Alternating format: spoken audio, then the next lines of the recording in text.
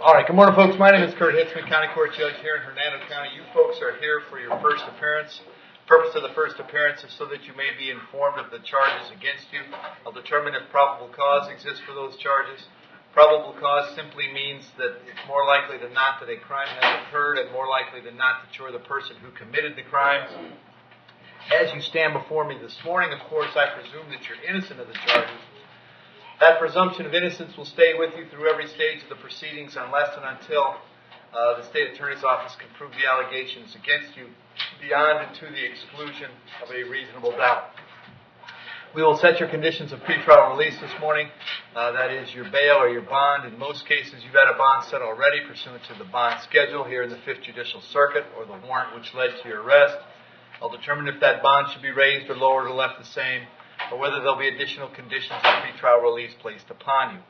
We'll let you know when your next court date will be, and if you'd like to have the services of the public defender, I'll gladly appoint the PD to represent you this morning. You do have a right to have contact with folks on the outside, family, friends, counsel. If you have not had a chance to do that, please let me know. We'll make sure that that happens. Finally, and most importantly, you're advised that you do have an absolute right to remain silent with regard to the facts which surround your arrest. I encourage you to do that. These proceedings are recorded. In addition, there is an assistant state attorney in the courtroom with me. If you say something that tends to incriminate you, they will use it against you in the prosecution down the road. And I need each and every one of you there at the jail to please raise your right hands and be sworn. Y'all solemnly swear, affirm, tell the truth, whole truth, nothing but the truth. Outstanding. When you hear your name called, please step forward to the podium. Christina Kudermarsh. Morning, Your Honor. Morning. What's your date of birth, Christina? 4/2/67. All right, Christina, this morning you're here on a warrant that was signed by Judge Merritt. He found probable cause for 4 counts, 2 counts of fraudulent use of a credit card and 2 counts of grand theft. As to those charges, you wish to represent yourself. You plan on hiring a private attorney, or would you like me to appoint an attorney from the Public Defender's Office?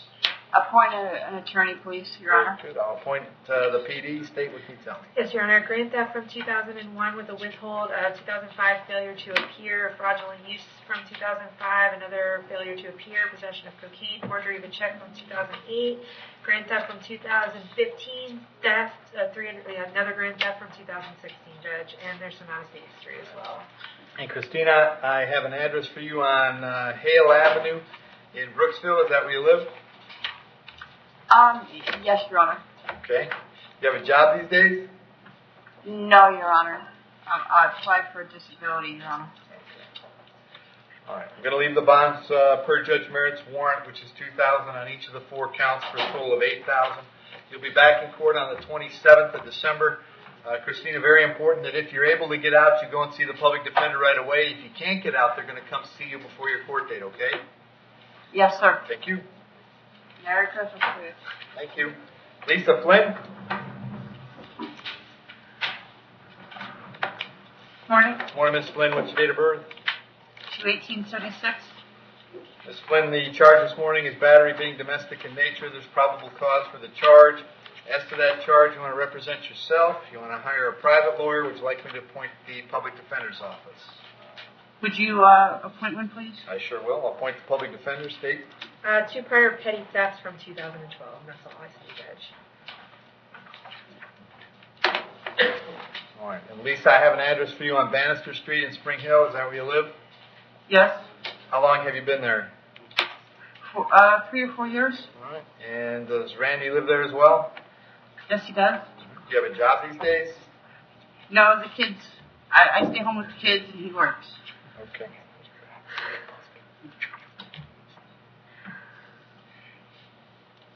Your Honor, I was wondering if I could get ROR. You can't, Lisa, because of the nature of the charge, but hang on, it's going to be very affordable. I'm going to set your bond at $50. Condition of the bond is going to be that you not have any contact with Randy while this charge is pending. No contact means no contact of any kind. You don't call, you don't write, you don't email, you don't text message. You don't contact him through any social media. You don't have a third person contact him. Don't go where he lives, don't go where he works. Don't have any contact of any kind. Any way that you might imagine contacting him, I forbid you to do that. If you have contact and we find out about it, your bond can be revoked, and you can be held without bond until the charges are resolved. It means no contact even if he wants the contact. So if you answer your phone and hear his voice, you should hang up. If you're out and about and see him, you should turn around and run the other way.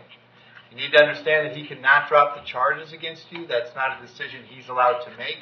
He may go to the state attorney's office and ask them to drop the charges. He may tell them he's not interested in pursuing this matter. But that decision belongs solely to the assistant state attorney handling your case. So unless that person or the judge on your case tells you the charges are dropped, you must assume they're not dropped and you must not have contact. In addition, I've got to hold you at the jail today up until 4 p.m. so that if he wanted to serve you with a civil injunction for protection against domestic violence, we'd know where to find you. If you get the civil injunction, it's doubly important that you not have contact, because in that case, not only could you get your bond revoked here, but you could get new charges for violating the injunction. As for that address on Bannister Street, if Randy stays there, you'll have to stay somewhere else. If he goes somewhere else, you can go back. I'm not telling you not to have contact with an address. It's just Randy. But if he decides to stay there, you'll have to stay somewhere else until the charge is resolved. You can go by one time to grab your clothes, your toothbrush, whatever you need for wherever you plan to stay. But to accomplish that, you must contact the sheriff's office first. They would meet you there with a deputy who would stand by while you collected your things and went wherever you're going. I'm going to have you back in court on the 20th of December, very importantly, so that you go see the public defender as soon as you get out, all right? Your Honor, what Yes. about the kids? Am I allowed to see the kids and talk to the kids? I have no problem with you seeing and talking to your children, Lisa. You just have to accomplish that without contacting Randy, okay? Is there a mediator that we can possibly, I don't know how that works. Well, the best thing for you to do would be to get out and contact the public defender's office, and they can help you with those sorts of arrangements. Thank you, Judge. Okay, All right? Thank you. okay. Thank you. Yep. Cynthia King.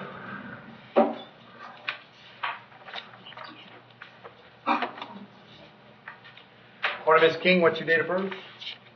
7/15/74. Cynthia, you're here on a felony retail theft. There's probable cause for the charge. As to the charge, you wish to represent yourself. You're going to hire a private counsel. Would you like me to appoint the public defender? Public defender, please. I'll appoint the PD, Steve. I see the thefts that are out of state from 2012 and 2013 that are both referenced in the PC affidavit. I don't see the ones in the deed, though. And Cynthia, I have an address for you on Barclay Avenue in Spring Hill. Is that where you live? Yes. How long have you been there? A year and a half. Right. Do you have a job these days? Yes. What do you do? I work at the Sunoco. Okay. The one right on the corner there? Yeah, Barclays. Barclay and 50? Okay. All right. I'll set your bond at $1,000. Cynthia, we'll have you back in court on the 27th of December. Very important that you go see the public defender when you get out, all right? Is there a way to get ROR or misdemeanor probation? Because There- I'm assigned to be at work today at 2, and I don't Okay. I don't want to lose my job. Two I know questions. what I do.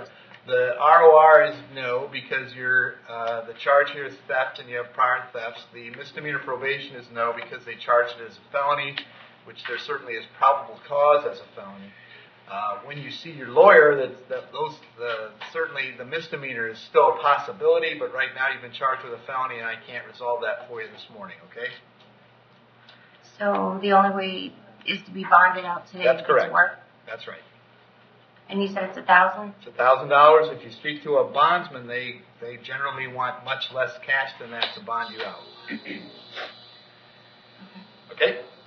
Thank you. LaMonica Netter.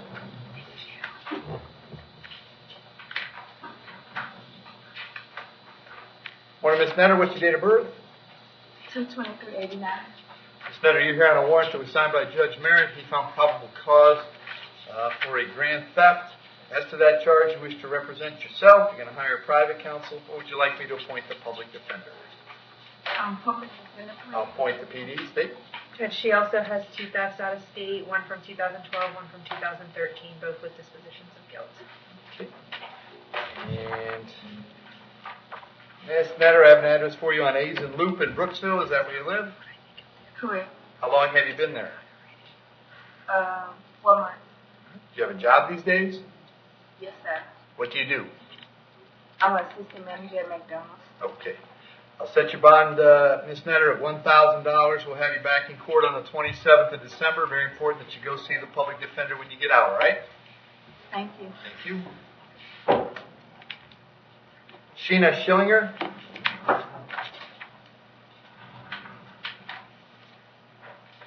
Sheena, what's your date of birth? 9/27/87. All right, Sheena, you're here on a probable cause arrest for a violation of probation. There is probable cause for the VOP. As to that charge, you want to represent yourself, you want to hire private counsel, would you like the public defender? Appoint one, please. I'll appoint the PD. Bond on the VOP, of course, is no bond. I will have you back in court on the 18th of December. They probably told you the 27th. The right date is the 18th. And the public defender will come see you before then, okay? Yes, Your Honor. I wanted to ask, like,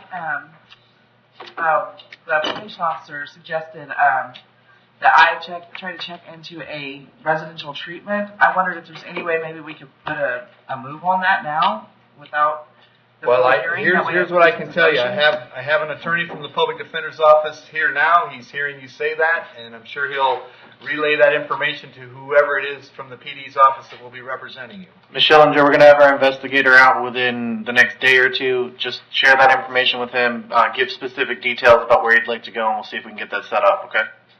Okay, thank you. Very good.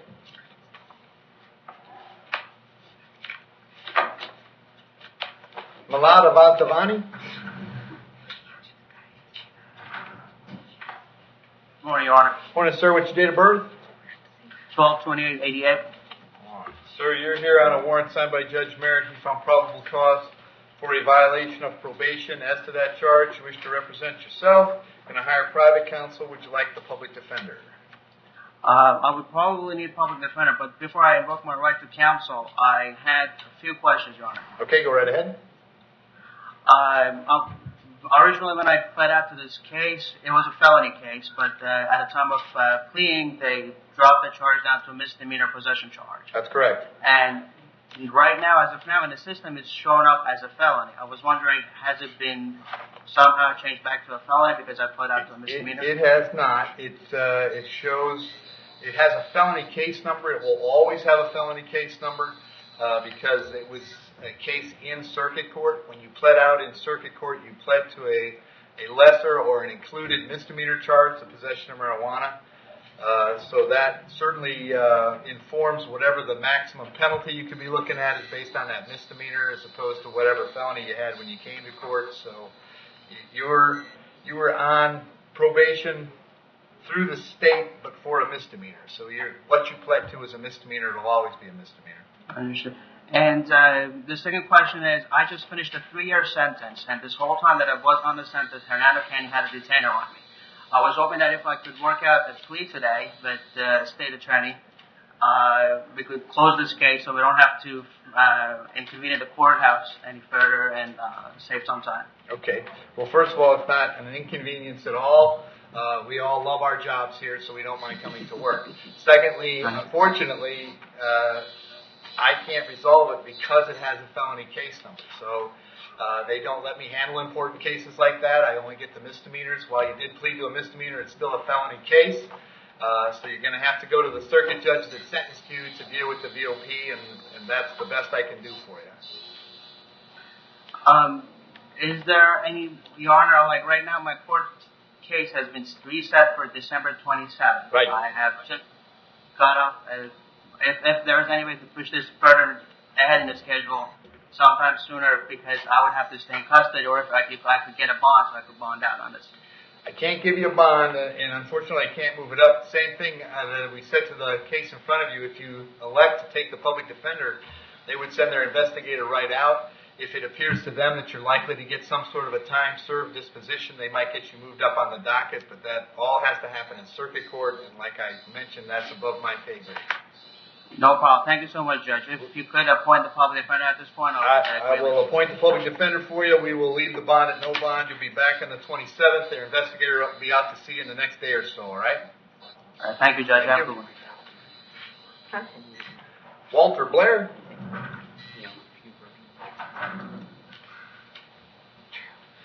Morning, Mr. Blair. What's your date of birth? December 15th, 1978. Mr. Blair, you're here on a warrant that I signed. You failed to appear in my court on a charge of petty theft. As to that charge, you want to represent yourself, you want to hire private counsel, would you like the public defender? Public defender. I'll appoint the PD, state. I don't see any other criminal history, Judge, other than some potential out-of-state stuff, like some Dwillis's, but I do see an out-of-state failure to appear. Okay. And Walter, I got an address for you on Hanley Drive in Spring Hill. Is that where you live? No, Where do you live? it's 13349 Chambord Street in Brooksville. Okay. How long have you been there? 5 months. Okay. Do you have a job these days? I do What do you do? work home tech support. And Judge, in looking at the notes, it looks like he had a PTI offer if that informs the Right. bond. All right. Walter, I'm going to set your bond at $500. You're going to be back in court on the 20th of December in front of me. Let me just say, so that we're crystal clear, Walter, if you fail to appear in front of me on the 20th, I will take it very personally, all right? Understood. Can I speak to that? Sure. Initially, I was supposed Careful. to talk with the I don't think I public would speak to defender, that. and I guess you guys had a bomb threat twice in a row. That's all. That's fine. And nobody's charged you with failing to appear at this point, which is a crime. It's just the petty theft. All I'm saying is that make sure that you're there on the 20th, and we won't have a problem. Okay?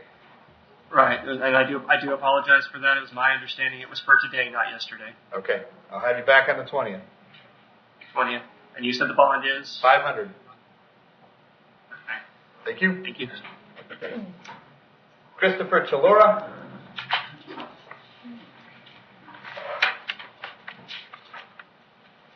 Morning, sir.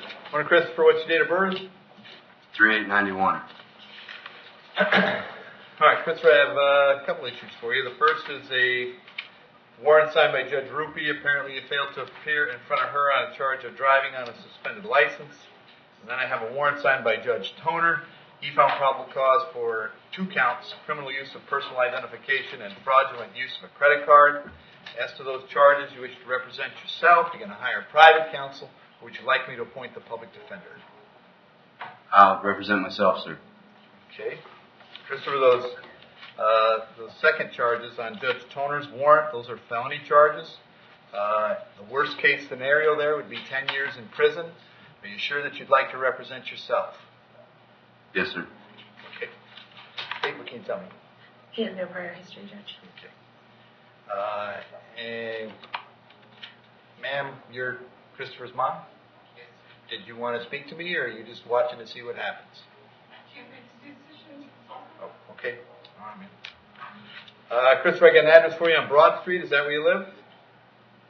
No, sir. Where do you live now? Phillips Road. Okay. 19575 Phillips Road. Okay. Do you have a job these days? Yes, sir.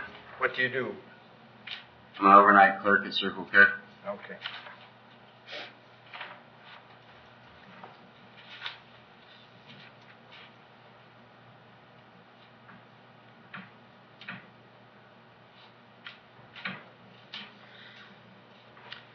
All right. On the misdemeanor on Judge Rupee's warrant, I'll leave the bond for the warrant, which is $500. That one's coming back. I need a Judge Rupee date is 12/6. On December 6th, that's next week, okay? Yes, sir. Then on the felony charges, I'll set the bond at $500 on each count. So your total all the way around is $1,500. The felony charges are coming back on the 27th of December. So you have 2 different court dates to keep track. Make sure you keep track of them. And Yes, sir. Very good. Thank you.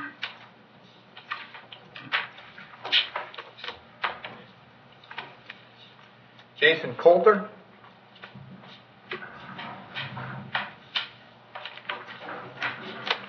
Morning, Jason. What's your date of birth? 6/20/89. Jason, the charge is trespass. There's probable cause for the charge. As to that charge, you want to represent yourself. You want to hire private counsel. Would you like the public defender? Public defender. I'll point the PD and state.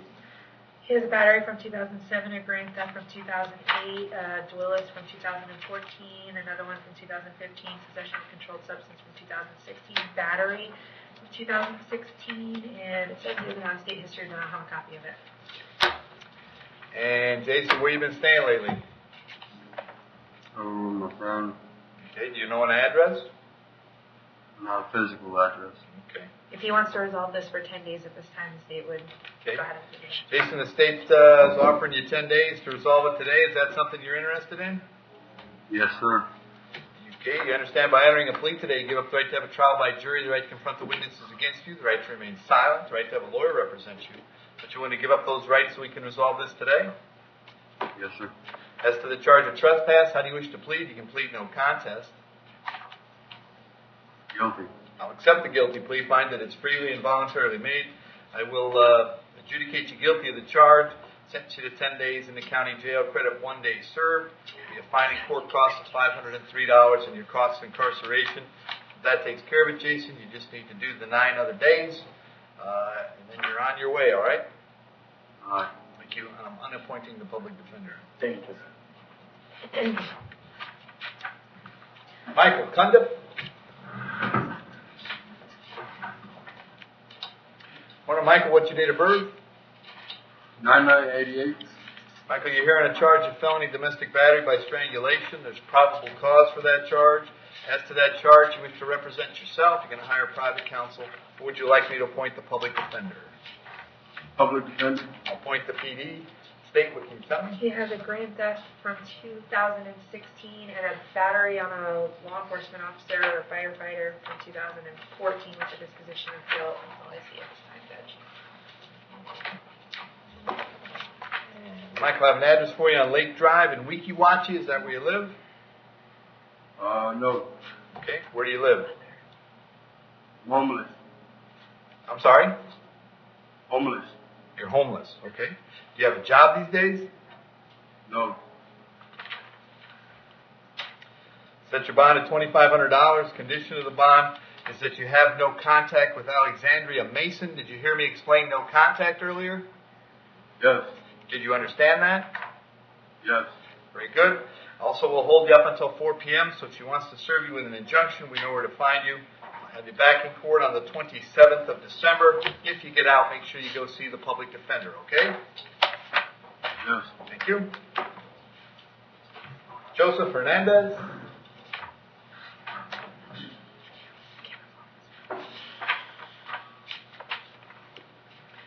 Morning, Joseph. What's your date of birth?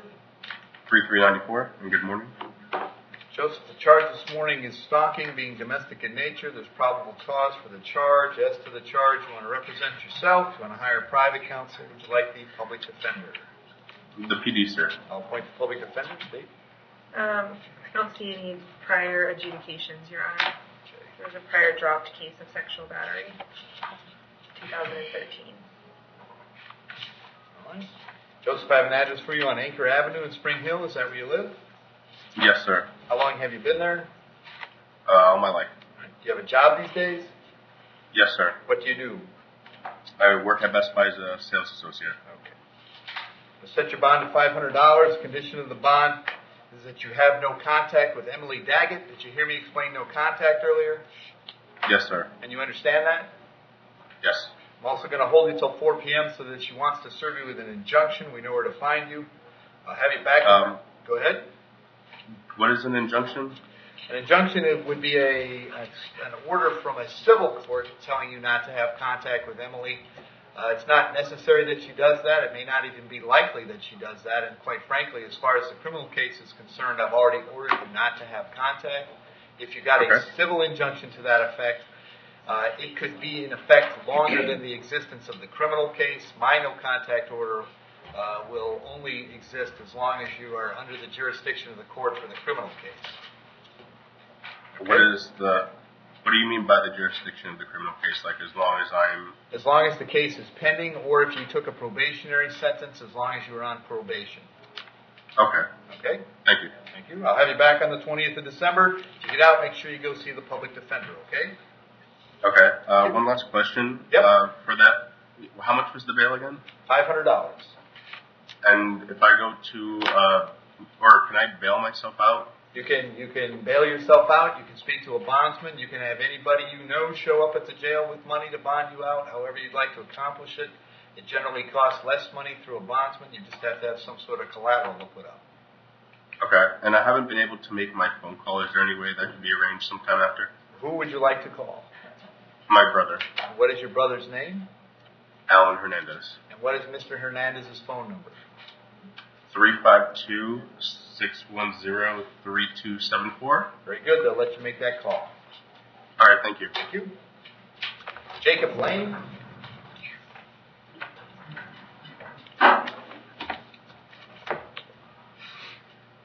Morning, Jacob. What's your date of birth?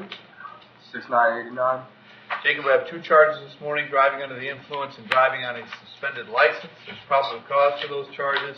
As to those charges, you wish to represent yourself. You're going to hire private counsel. Who would you like me to appoint the public defender? PD. I'll appoint the public defender. State.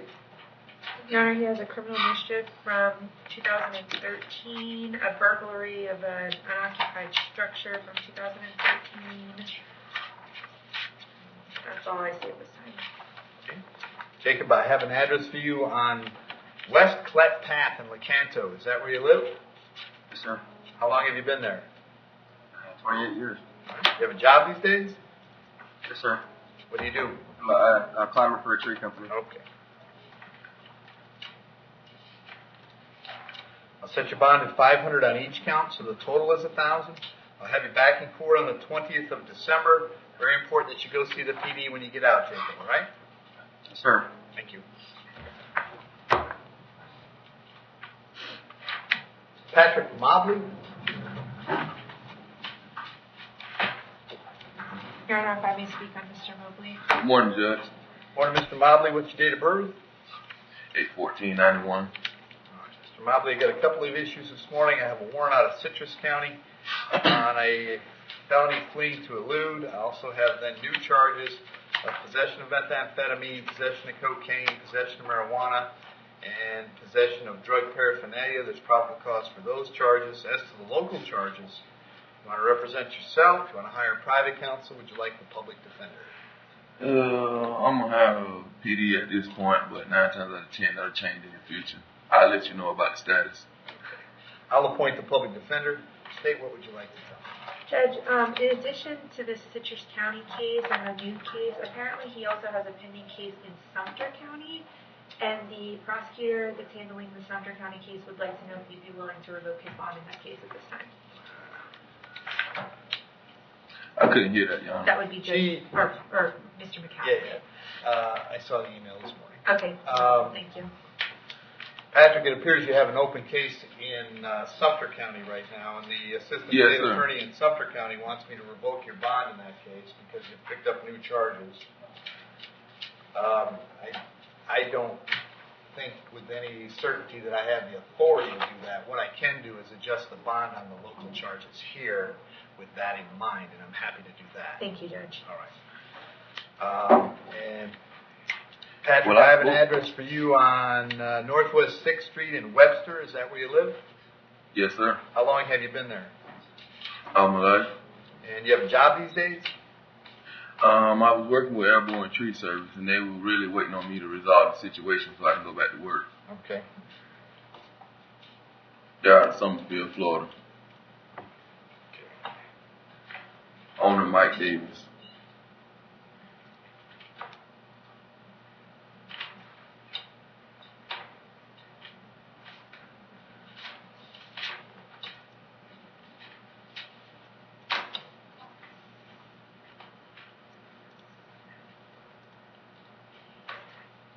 And I spoke with Sumter County officials and my bondsman, and they didn't advise me of the situation of my bond supposedly being revoked.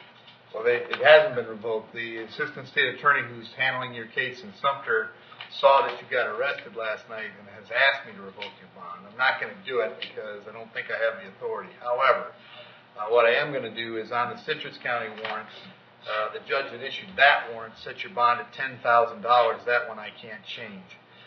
Yes, because he excuse me for interrupting you, but the original bond was set at $2,000, and he scratched it out and put it at 10. Right. Yeah, And that may be, and there's some of that going to happen right here too, because I can tell you that I'm troubled by someone standing in front of me with new charges and has pending cases in 2 neighboring counties. So I'm going to leave the bond on the citrus count at 10,000. On your 4 counts here, I'm going to set the bond at 5,000 each, so that's 20,000. The local charges will be back in court here on the 27th of December.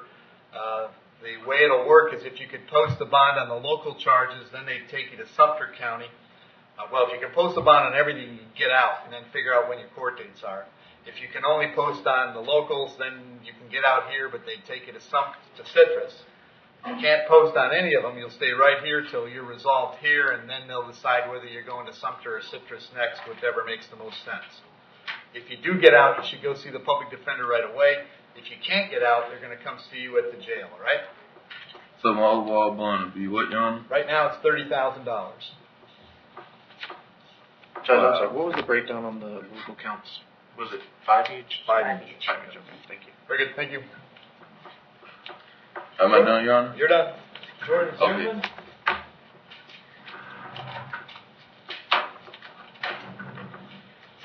Morning, Jordan. What's your date of birth? 2697. Jordan, I have a warrant this morning that I signed because you failed to appear in my court on the charge of possession of paraphernalia. And there's a new charge of resisting. Kate, have you looked at the PC on this I one? have not. Take a peek. Okay. Joshua, did you read it? I did.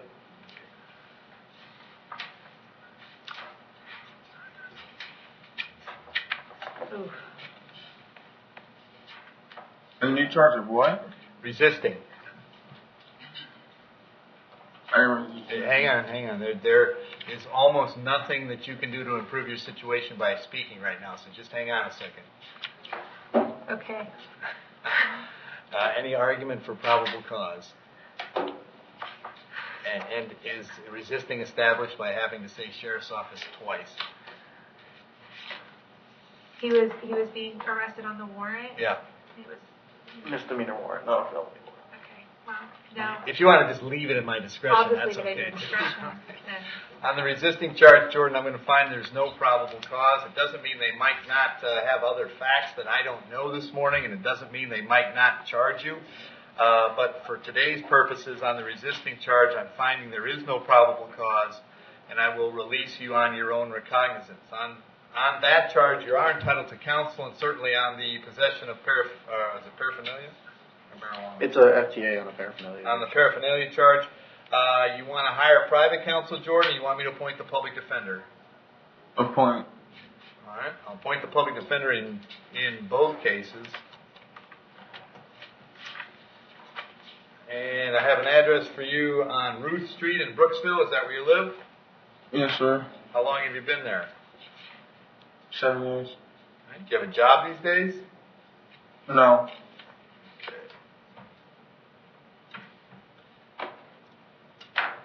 Now, my understanding also is that when you were in booking last night, you said something about planning to flee the state today if you bonded out. Is that right? No. Okay, that's good, because I wouldn't want to know that that actually happened.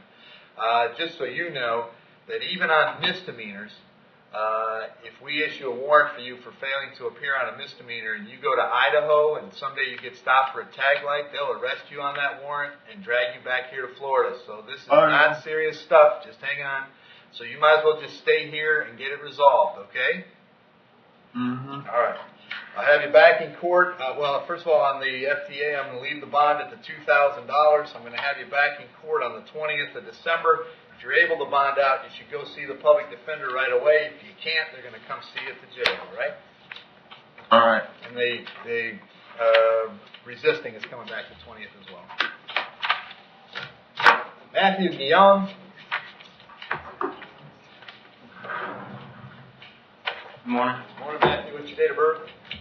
10/22/87. All right, Matthew. I got a stack of warrants for you out of Pasco County. I have 1, 2, 3 that are violations of probation. So the judge that issued those warrants found probable cause for a BOP, and in each one of those set your bond and no bond. I have a warrant for an FTA on possession of controlled substance. The judge that issued the bond on that, issued the warrant, set the bond on that one at $35,013. I have another warrant for an FTA, which is a felony possession of controlled substance, 2 counts with $35,013 on each count, and a third warrant for an FTA, also possession of controlled substance, also with a bond of $35,013. I can't change any of those bonds because 3 of them are no bond. Obviously, you can't bond out. We will notify Pasco that you're here and ready to go. They have 5 days to come get you. It does not take 5 days with Pasco, but if for some strange reason you haven't been taken to Pasco in 5 days, they're going to bring you back to see me, and I'll find out what the holdup is, all right? Okay. Thank you.